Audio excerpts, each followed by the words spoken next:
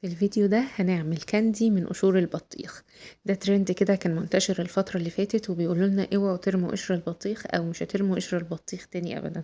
تعالوا بقى نشوف فعلا ما نرميش قشر البطيخ ولا نرميه ونريح نفسنا ونشتري الكاندي جاهزة.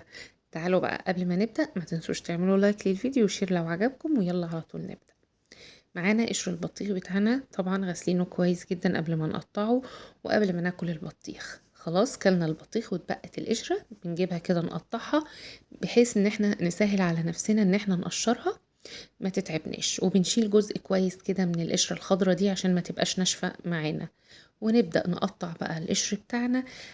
يعني القطعة ما تبقاش صغيرة قوي ولا كبيرة قوي، بحيث انها لما تستوي تبقى وتتجفف تبقى مظبوطة معانا. في الوقت ده الترند بيقول ان احنا نحط عليه شوية سكر ونسيبه في التلاجة 4 ساعات لحد ما ينزل المية بتاعته.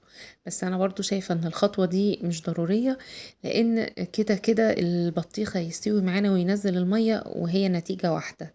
ففي الحلة كده هو مثلا كيلو من قشر البطيخ عليه كوباية من السكر، عليه نص معلقة صغيرة من ملح الليمون، وهزود له كده يعني نص كوباية من المية بحيث انه يستوي على نار هادية تماما.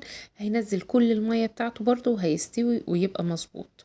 خلاص بعد ما استوى كده بعد نص ساعة تشوفي استوى كويس وتقدري تتكي عليه يكون في ايدك مستوي، بتطلعيه بقى تصفيه كويس جدا من المية.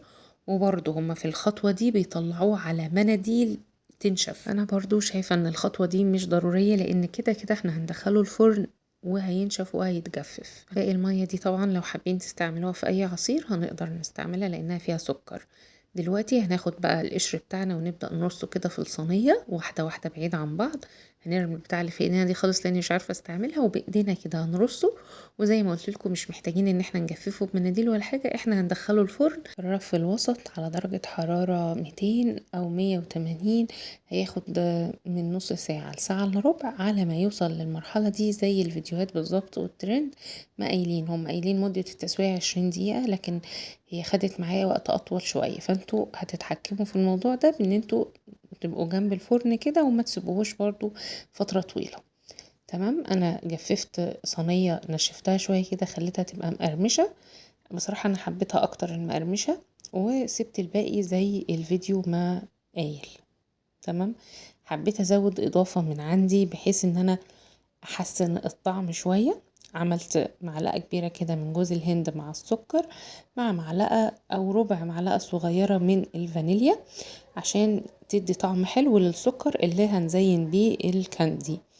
تمام، هطحنها في المطحنة بقى كويس جدا، بس مش هنعمها قوي بحيث انها تبقى ايه برضو فيها سنة خشونة كده، عشان لما اقلب الكاندي فيها تبقى عاملة شكل حلو ولطيف عليها من بره. تمام، مش بنعمها قوي زي ما قلت لكم. خلاص ده السكر بتاعي، ودي الاضافة اللي حبيت انا ازودها من عندي. خلاص، تعالوا بقى في الاخر كده اقول لكم الكاندي طعمه ايه. بصراحة وكل صراحة ما يتاكلش. حتى بالاضافة اللي انا عملتها ما يتاكلش، ما يتاكلش خالص. يعني انا الولاد ما رضيوش ياكلوه، وهم مدام ولادي ما رضيوش ياكلوه، يبقى هو ما يتاكلش.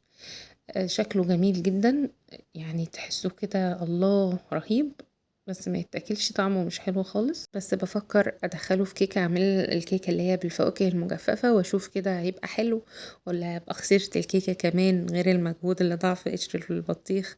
بس على العموم هجرب وهقول لكم في فيديو تاني ان شاء الله. ولو انتوا جربتوا الوصفه دي وعجبتكم ممكن تقولوا لي في الكومنتات انها لا كانت حلوه وعجبتكم.